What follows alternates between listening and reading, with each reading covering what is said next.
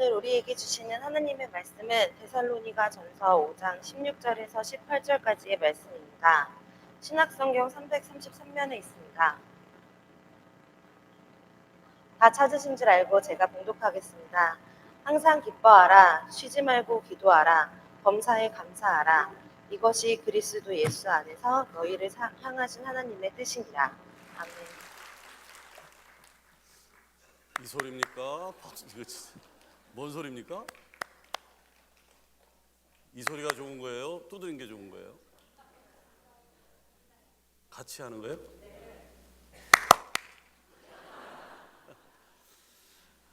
감사해요. 여러분, 살아가면서 참 누구를 많이 닮았다라고 하는 얘기를 들어보셨습니까? 저는요, 군제 제대하고 나오니까 선우제덕 닮았다는 소리를 그렇게 많이 들었어요.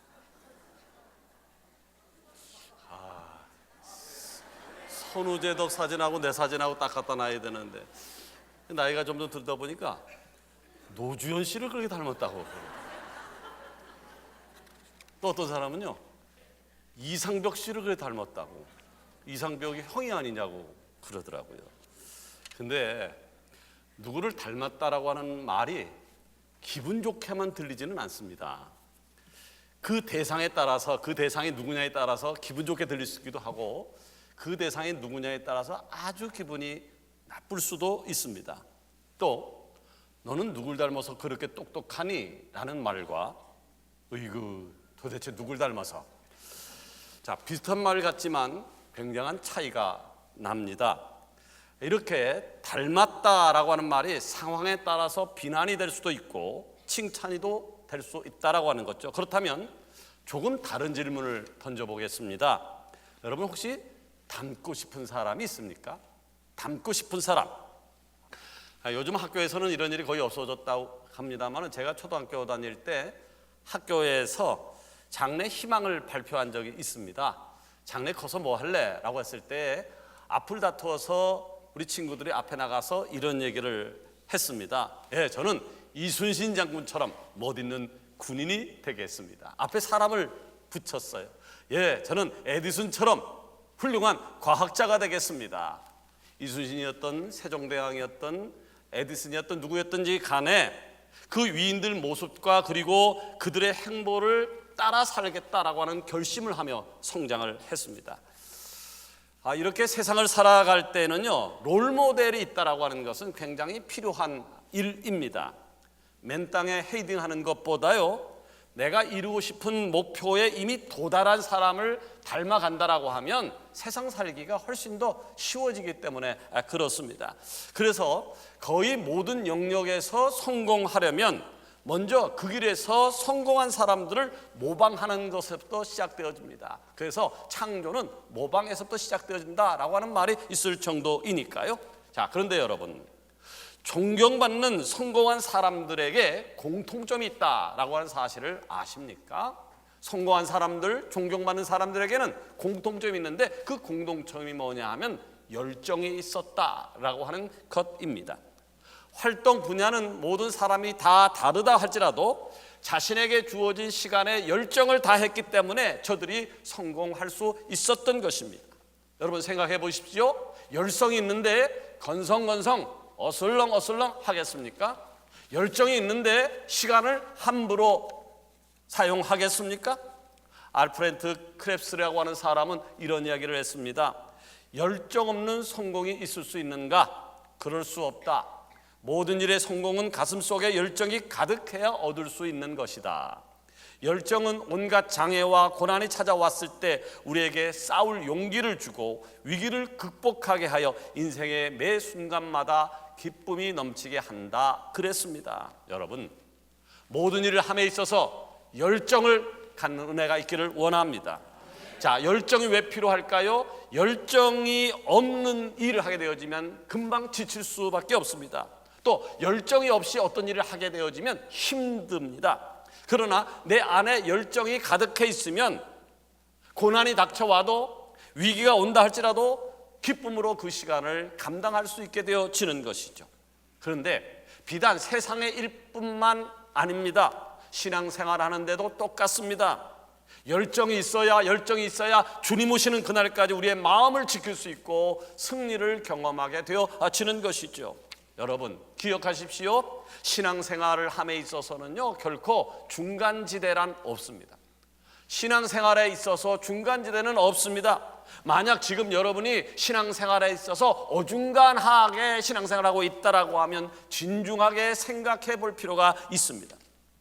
요한계시록 읽다 보면 소아시아 7교회가 등장하는데 그중 한 교회가 라오디게아 교회입니다. 요한계시록 3장 16절에 보니까 이런 말씀이 있습니다. 내가 이같이 미지근하여 뜨겁지도 아니하고 차지도 아니하니 내 입에서 너를 토하여 버리리라. 자, 라오디게아 교회는 주님으로부터 엄청난 책망을 받았는데 그 이유가 무엇이었다고요? 신앙생활에 열정이 없었다는 거예요. 신앙생활하면서 미지근했다라고 하는 얘기예요. 그럼 저들이 주일 성수 안 했나요? 아니에요. 주일 성수 잘했습니다. 저들이 헌신이 없었나요? 헌신 잘했습니다. 봉사 안 했나요? 봉사 잘했습니다. 헌금 안 했나요? 헌금 생활 잘했습니다. 그러면 윤리적인 문제를 갖고 있었냐? 그렇지 않았습니다. 모든 것이 다 있었음에도 불구하고 단 하나 부족한 것이 있었는데 그것은 바로 열정이 없었다라고 하는 겁니다. 저들에게 그리스도인이요 아니면 집사요 성도라는 호칭은 있었지만 세상의 일에만 열심을 갖고 있었다는 거예요. 세상 일에는 누구 못지않게 열심을 갖고 있었는데 하나님의 일에는 열정이 없었다라고 하는 거죠. 신앙생활 하는데 열정이 없으니까 미지근하게 될 수밖에 없는 것이고 미지근하게 식으니까 하나님께 책망을 받아서 요한계시록에 하나님으로부터 책망받은 교회라고 하는 낙인이 찍혀서 그것이 기록에 남게 되었습니다. 자, 그런데 그 라오디게아 교회의 성도의 모습이 아니면 교회의 모습이 오늘 나의 모습과 비슷하다라고 하는 생각은 들지 않습니까? 삶이 바쁘다는 이유로, 마음이 힘들다는 이유로, 직장 생활하기 버겁다는 이유로 우리가 마땅히 성도로서 가져야 할 열정을 차갑게 시켜뒀던 시간들이 우리에게 있지는 않았나 하는 것입니다.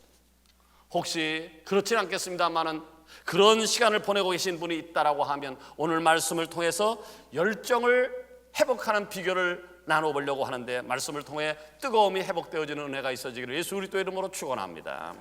자, 우리의 신앙생활이 열정을 회복해야 되는데 그러기 위해서 어떻게 해야 될까요? 첫 번째, 주님 안에 있어야 합니다. 주님 안에 있어야 합니다. 자, 초대교회 성도들도요 지금 우리가 사용하는 열정과 비슷한 단어를 좋아했습니다. 그리고 그 열정이라는 비슷한 단어를 날마다 사모했고 기도함으로 주님께 간절히 구했습니다.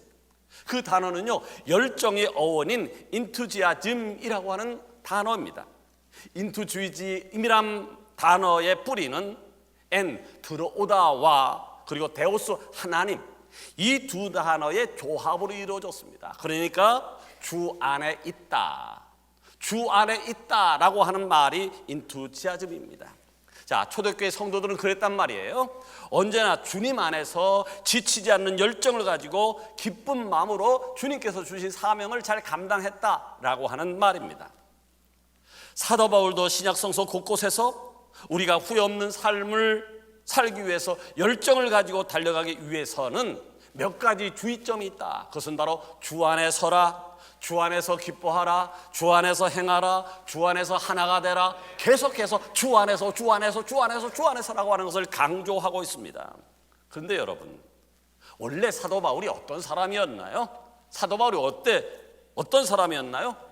자신이 가장 중요하게 생각했던 율법을 배우고 율법을 연구하며 율법을 가르치며 율법을 그대로 살면서 그렇게 살지 못하던 사람들을 정죄하였던 삶이 그의 삶과 신앙생활의 전부였습니다. 또 그의 성격은 어땠나요? 아주 불같았습니다. 그래서 자신이 가장 중요하게 생각했던 율법을 어기고 신성모독으로 십자가형을 당했던 예수라는 사람을 추종했던 사람들을 온 힘을 다해서 추적했고 핍박했고 죽이기까지 했습니다. 그가 예수님을 인격적으로 만나기 이전의 모습이었던 것이죠. 자, 그러던 어느 날 그는 어느 때와 같이 성도들을 옥에 가두고 죽이기 위해서 길을 가다가 다메섹 도성에서 예수님을 인격적으로 만나게 되어집니다. 예수님을 인격적으로 만나는 순간 내가 행했던 열정이 잘못된 열정이었다는 사실을 깨닫습니다. 한번 따라 할까요? 잘못된 열정. 잘못된 열정. 여러분 잘 들으십시오. 잘못된 열정이 얼마나 무서운 것인가를요. 잘못된 열정은요, 차라리 아무 열정이 없는 것보다 못합니다. 잘못된 열정은요, 차라리 아무 열정이 없는 것이 훨씬 더 낫습니다. 자, 열정이 없는 사람은요, 도움이 되지 않지만 방해는 안 됩니다. 도움은 되지 않지만 방해는 되지 않습니다. 그러나 잘못된 열정을 가지고 일을 하게 되어지면 점점 더 어렵게 되어집니다. 교회 리더가 잘못된 열정을 가지고 일을 하게 되어지면 교회는 풍지박살납니다. 목자가 잘못된 열정을 갖고 있고 부서장이, 기관장이 잘못된 열정을 갖고 있다고 하면 굉장히 위험한 일에 처하게 되어집니다. 여러분, 세상의 열정과 주님이 주신 열정은 비슷한 것 같지만 차이가 있습니다. 세상의 열정은요, 자기의 의를 위한 열정입니다. 열정이 다른 사람이 아니라 나의 의를 위한 열정입니다. 내가 이루고자 하는 뜻을 이루기 위한 노력이란 말입니다. 그 대표적인 예가 바로 바리새파 사람들입니다. 저들은요, 율법을 지켰어요. 근데 율법을 지키면서도 자기의 의를 드러내려고 애를 썼습니다. 하나님께 기도했어요. 그러면서도 동시에 내가 기도하는 사람이야 라고 하는 것을 사람들에게 나타내고 싶어 했습니다.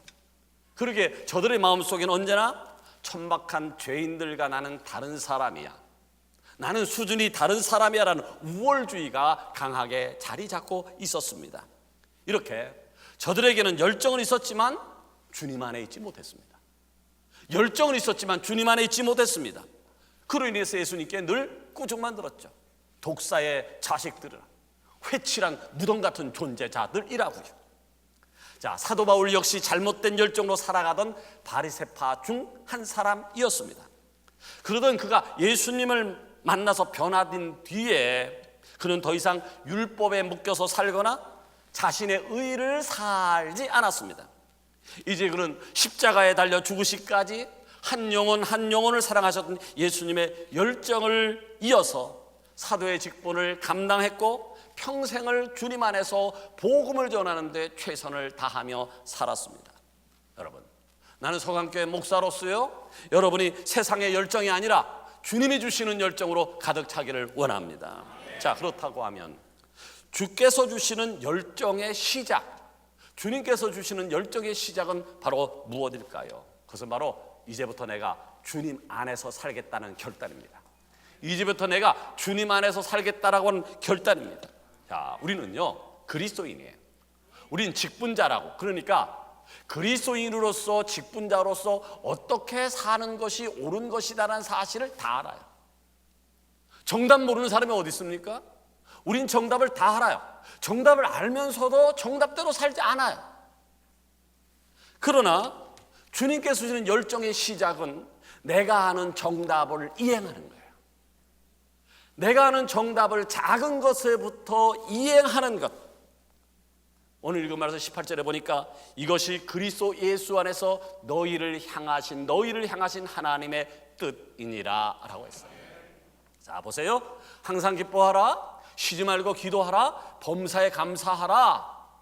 이것이 예수 안에서 너희를 향한 뜻이다. 그런데 하나님의 뜻인데 하나님의 뜻 가운데 제일 먼저를 항상 기뻐하라. 왜 하나님의 뜻 가운데 항상 기뻐할 것을 처음에 둔 것일까요? 이유가 있습니다. 슈퍼맨 닥터리라고 불리는 이승복 박사님을 아십니까? 예, 이승복 박사는요, 1973년 초등학교 시절 미국으로 이민을 갔습니다. 1983년 고등학교 시절에 세계적인 체조 선수가 되기 위해서 연수를 하던 중에 공중회전을 하다가 떨어졌는데 머리가 제일 먼저 떨어져서 몸의 거의 모든 신경이 끊어져 버렸습니다. 자, 그때를 회상하면서 그는 이렇게 말합니다. 저는 세계적인 체조 선수가 되는 것이 일생의 꿈이었습니다. 하루는 공중에서 540도 회전하는 훈련을 하던 도중 거꾸로 땅에 떨어졌습니다. 의식을 잃었다가 깨어났을 때 온몸이 움직이지 않았습니다. 그런데 좌절을 하며 인생을 비관하던 어느 날 문득 눈앞에 GOD라는 알파벳 세 글자가 또렷하게 보였습니다. 그리고 내가 예수님을 내 삶의 왕좌에서 몰아내고 내가 그 자리에 오르기 위해 잘못된 열정으로 살았다는 것을 깨달았습니다. 그 깨달음을 받은 이후 그런 요한복음 3장 16절, 우리가 잘 알고 있는 하나님이 세상을 이처럼 사랑하사 독생자를 주셨으니 이는 저를 믿는 자마다 멸망하지 않고 영생을 얻게 하려 하심이라는 말씀을 붙잡고 살기를 시작을 했습니다. 자, 주님 안에서 살기로 작정한 뒤에 그는 이제부터는 나를 위한 열정이 아니라 주님을 위한 열정으로 새로운 삶을 살기를 시작합니다.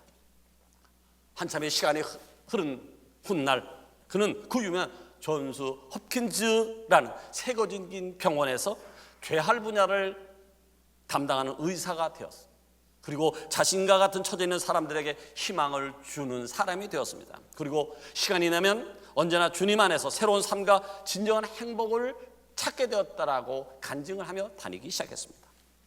바라기는 여러분도 언제나 주님 안에서 그리고 주님이 주는 열정으로 하나님께 귀하게 쓰임받는 삶이 되어지기를 원합니다. 두 번째로 우리가 열정을 회복하기 위해서 우리가 주 안에 살기로 결단했다면 그 다음으로 우리는 무엇을 해야 될까요? 우리는 우리를 향하신 하나님의 뜻을 잘 분별할 수 있어야 합니다. 나를 향한, 내 가정이나 우리 교회를 향한 하나님의 뜻을 잘 분별할 수 있어야 됩니다. 한 대학생이 자신의 전공 과목 시험을 치러 갔습니다. 시험지를 받으니까 문제가 딱 한 문제였습니다. 문제가 한 문제였습니다. 그 대학생은 그 논문의 답안을 열심히 작성했습니다. 무려 5페이지 분량으로 자기가 생각했던 답안을 제출했습니다. 그는 생각하기를 A 플러스는 문제도 없겠다. 왜냐하면 다른 친구들은 1페이지, 2페이지 정도 답을 써냈을 때 나는 5페이지 정도를 써냈으니까 A 플러스는 문제도 없다라고 생각했는데 결과는 F, 낙제 점수가 돌아왔습니다.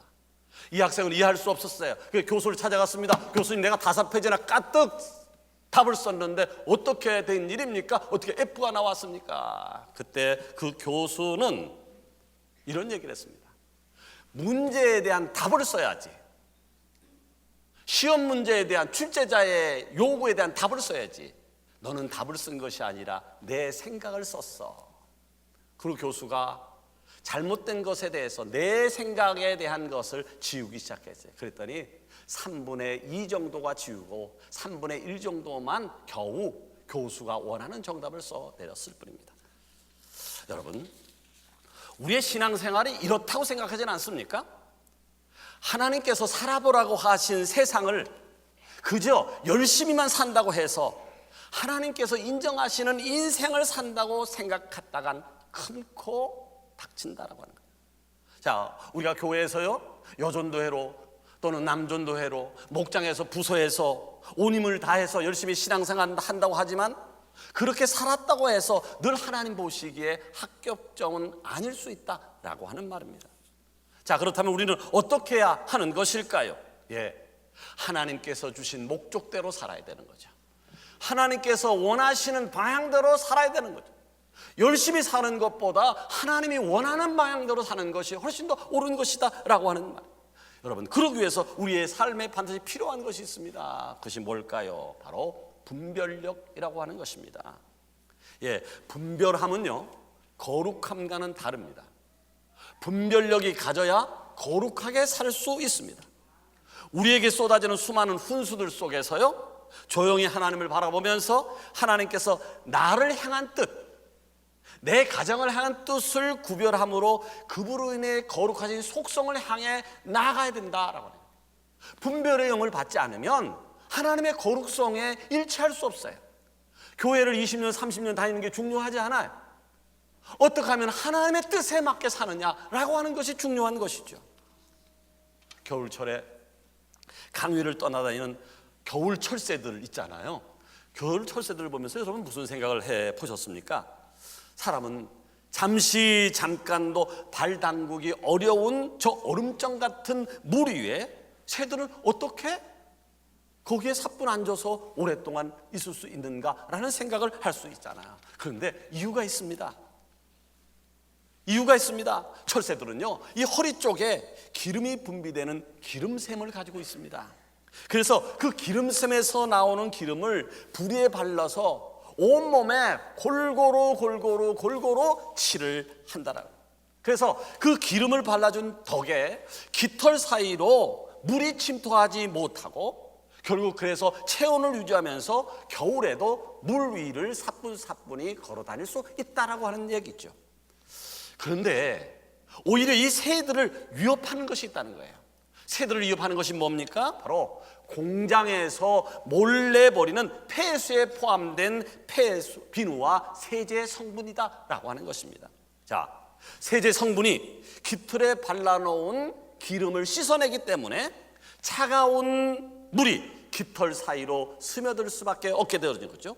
자, 그렇게 되다 보니까 철새들은 몸이 무거워서 날지 못하게 되어지는 것이고 차가운 수온 때문에 저체온증으로 죽게 되어진다라고 하는 것입니다. 자, 여러분, 성도들이 이 악해져가는 세상에서 살아남을 수 있는 방법도 이와 똑같다고 생각하지 않습니까? 우리의 삶의 모습이 어때야 될까요? 예, 우리 안에서 샘솟는 성령의 기름을 꼼꼼하게 위에 머리부터 발끝까지 완벽하게 칠을 해야 하나요? 성령의 기름 부음을 받아야 된다라고 하는 얘기. 그래야 세상을 이길 수 있는 열정을 회복하게 되어지는 거죠. 그런데 성령 충만을 지킨다라고 하는 것이 그렇게 쉽진 않아요. 예배 시간에 성령 충만 지킬 수 있어요. 기도 시간에 지킬 수 있어요. 찬양 시간에 지킬 수 있어요. 근데 예배를 벗어났을 때에 성령 충만한 상태를 유지하기가 어렵단 말이죠. 왜 그럴까요? 사탄 때문이에요. 이 사탄은요, 폐수의 세제 성분처럼 우리로 하여금 분별력을 흐리게 하고 교모하게 거짓말을 섞어서 우리 삶에 들어와서요, 그동안 성령 충만했던 우리의 삶을 흔들어 놓으려 호시탐탐 기회를 엿보고 있기 때문에 그렇습니다. 그러니까 성도는 우리는요, 이제는 내 뜻을 내려놓을 줄 알아야 돼요. 내 뜻을 내려놓고 분별의 영을 부어달라고 하나님 앞에 기도해야 될 줄로 믿습니다. 분별의 영이 있지 않으면 거룩성에 나갈 수 없어요. 그렇게 되면 열정을 회복할 수 없음을 기억하시기를 바랍니다. 마지막으로 신앙생활이 미지근해져만 가는 이 시대를 살아갈 때에 하나님의 뜻을 잘 분별해서 열정을 회복하게 되어지면 어떤 일이 벌어지게 될까요? 예, 주님이 주시는 참 기쁨을 그때부터 살아갈 수 있습니다. 자, 열심히 있는 사람들, 우리 교회도 열심히 있는 사람들 참 많아요. 근데 열심히 있는 사람들에게 특징이 있어요. 그 특징이 뭡니까? 그것은요, 다른 것이 아닌 모든 일을 기쁨으로 한다는 거예요. 일부가 아니라 모든 일에 기쁨으로 한다는 거예요. 예배 드릴 때만이 아니라 내가 좋아하는 일을 할 때만이 아니라 모든 일을 함에 있어서 기쁨으로 한다라고 하는 거죠. 그렇다면 여러분, 오늘 여러분의 삶에 있어서는 모든 삶에 있어서 기쁨이 넘치십니까? 여러분의 삶에 기쁨이 넘치십니까? 만약 삶에 기쁨은 없고 힘만 든다면 우선적으로 주님께서 주시는 열정을 회복하는 은혜가 있기를 원합니다. 그것이 우선입니다. 그것이 우선입니다. 우리가 믿는 예수님이 가셨던 길을 보십시오. 예수님께서는요, 자신이 가야 할 길에 대해서 열정을 갖고 계셨던 분이었습니다. 그러기에 십자가의 고통이 얼마나 컸던지, 할만하시거든 이 잔을 내게서 지나가게 해달라고, 내가 12도 더 되는 영을 불러서 이 자리에서 내려올 수 있다라고 이야기하면서도 예수님이 이 땅에 오신 목적이 십자가에 못 박혀 죽기 위해서 오셨기 때문에 묵묵히 그 십자가의 길을 걸으셨습니다. 여러분, 예수님을 사랑하시면 아멘. 예수님이 뜻대로 살기를 원하시면 아멘. 그렇다면 우리도 예수님이 걸어가신 그 길을 걸어가야 하지 않겠습니까? 예수님이 가졌던 그 열정을 우리도 회복해야 되지 않겠습니까? 자, 그런데 우리는 어떤가요? 막상 어떤 일이 닥치면, 그 문제에 대해서 싸울 생각도 하지 않고 포기합니다. 미리 겁을 집어먹습니다. 그 길이 한 번도 가보지 않았던 길이고 그 길은 고난의 동반을 할 것이니까 두려운 것이죠. 그런데 우리를 향한 하나님의 뜻이 뭐라고요? 항상 기뻐하라, 쉬지 말고 기도하라, 범사에 감사하라. 이는 예수 그리스도 안에서 너희를 향하신 하나님의 뜻이니라. 하나님의 뜻. 여러분 기억하십시오. 하나님의 뜻은 오늘도 기도하는 거예요. 하나님의 뜻은 오늘도 감사하는 거예요. 하나님의 뜻은 하나님 앞에 오늘도 기쁨으로 열정을 회복해서 나아가는 거예요. 저널리스트 막스 르너는 TV 프로그램에 나와서 이런 얘기를 했습니다. 지금 우리는 과거 어느 때보다도 더 많은 자유를 누리고 행동의 제재를 받지 않고 살아가고 있다. 그러나 놀라운 사실은 우리가 하고 싶은 것, 가고 싶은 곳, 생각하고 싶은 것을 마음대로 하면서도 기쁨이 없다는 사실이다. 이 시대는 기쁨을 잃어버린 시대다 라고 규정을 했어요. 여러분, 어제 죽은 사람이 소원이 뭐였을까요? 오늘을 사는 것이었어요. 어제 죽은 사람은 다른 엄청난 것이 소원이 아니라 오늘을 사는 것이 소원이었을 것인데, 그렇다면 오늘 우리는 오늘을 살고 있는데, 지금 내가 살아있는데, 살아있다는 자체가 기쁨이어야 될 것인데, 여러분 오늘 기쁘게 살아가고 있습니까? 기쁘게 사는 것이 원하는 정답인데 우리는 기쁘게 살기는커녕 죽지 못해 할 수 없이 온갖 인상을 다 쓰며 살아가고 있습니다. 기뻐하며 살아가야 하는데 진작 그러하지 못한 이유가 뭘까요? 바로 하나님의 은혜를 잊고 살기 때문입니다. 그런 사람이 예수님을 안 믿는다는 게 아니에요. 예수님을 안 믿는다는 게 아니라 예수님을 잊고 사는 거예요. 예수님을 우선시하지 않고 있기 때문이에요. 여러분, 왕 대신 그분께 우리를 통치해달라고 맡기시기를 바랍니다. 주님 통치 안에 거십시오. 그러면 주님 통치 안에 거하십시오. 그러면 우리 삶에 어떤 고난이 찾아올지라도 우리는 넉넉히 이길 수 있습니다. 자, 주님께서 주신 열정이 가져다준 기쁨이 있어요. 그것은 바로 환경을 초월한다라고 하는 이야기입니다. 이제 말씀을 맺으려고 합니다. 세상 살기가 녹록지 않습니다. 세상 살기가 녹록지 않습니다. 녹록지 않지만 그럼에도 불구하고 우리는 그리스도인이에요. 그럼에도 불구하고 우리는 예수님 믿는 사람들이에요. 항상 기뻐하라 말씀하신 주님의 뜻대로 살아야 할 사람들이라고 하는 얘기죠. 여러분, 힘들고 어렵지만 그럼에도 불구하고 기도함으로 그분의 뜻을 잘 분별하여 주님께서 주시는 열정을 가지고 승리함으로 항상 여러분의 삶에 기쁨과 감사가 넘치기를 살아계신 예수님의 이름으로 축원합니다. 기도하십시다.